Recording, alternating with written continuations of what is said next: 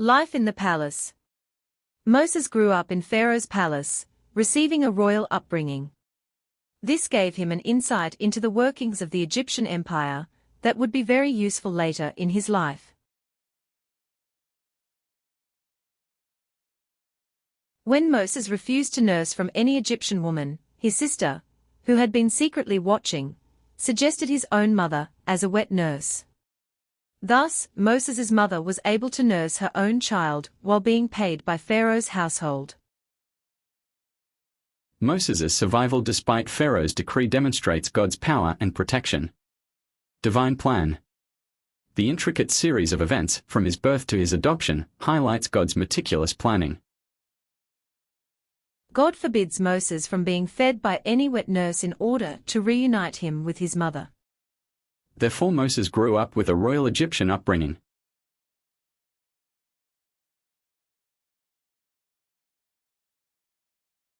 فرددناه إلى أمه كي تقر عينها ولا تحزن ولتعلم أن وعد الله حق ولكن أكثرهم لا يعلمون. So we restored him to his mother that she might be content, and not grieve, and that she would know that the promise of Allah is true. But most of the people do not know. QS. Al-Qasas 28, verse 13. By divine decree, Musa's own mother was chosen to nurse him, allowing her to take care of her son while he grew up in the palace. Pharaoh's wife that wants to keep the child. Musa grew up as a prince in the Egyptian palace, but was aware of his Hebrew heritage.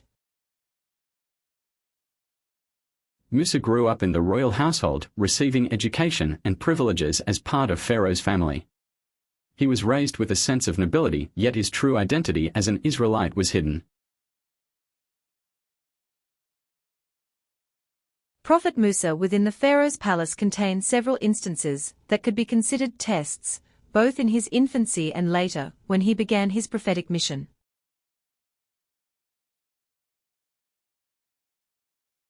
According to Israelite hadith, when Moses is on the Pharaoh's lap in his childhood, he grabs the Pharaoh's beard and slaps him in the face. This action prompts the Pharaoh to consider Moses as the Israelite who would overthrow him, and the Pharaoh wanted to kill Moses. The Pharaoh's wife persuades him not to kill him because he is an infant. Instead, he decides to test Moses. 2 plates are set before young Moses, one containing rubies and the other glowing coals. Moses reaches out for the rubies, but the angel Gabriel directs his hand to the coals. Moses grabs a glowing coal and puts it in his mouth, burning his tongue.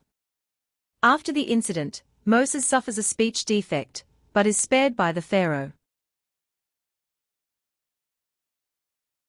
This test was intended to determine if the child posed a threat. Moses taking the coal, and the resulting injury, convinced Pharaoh that he was not a threat, due to the lack of mental awareness of a very young child. Prophet Moses' childhood is a remarkable tale of survival and divine intervention.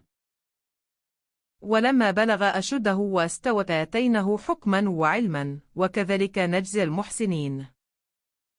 And when he attained his full strength and was mentally mature, we bestowed upon him judgment and knowledge. And thus do we reward the doers of good. QS. Al-Qasas 28, verse 14. This early part of Moses' life sets the stage for his later role as the leader who would liberate the Israelites from slavery.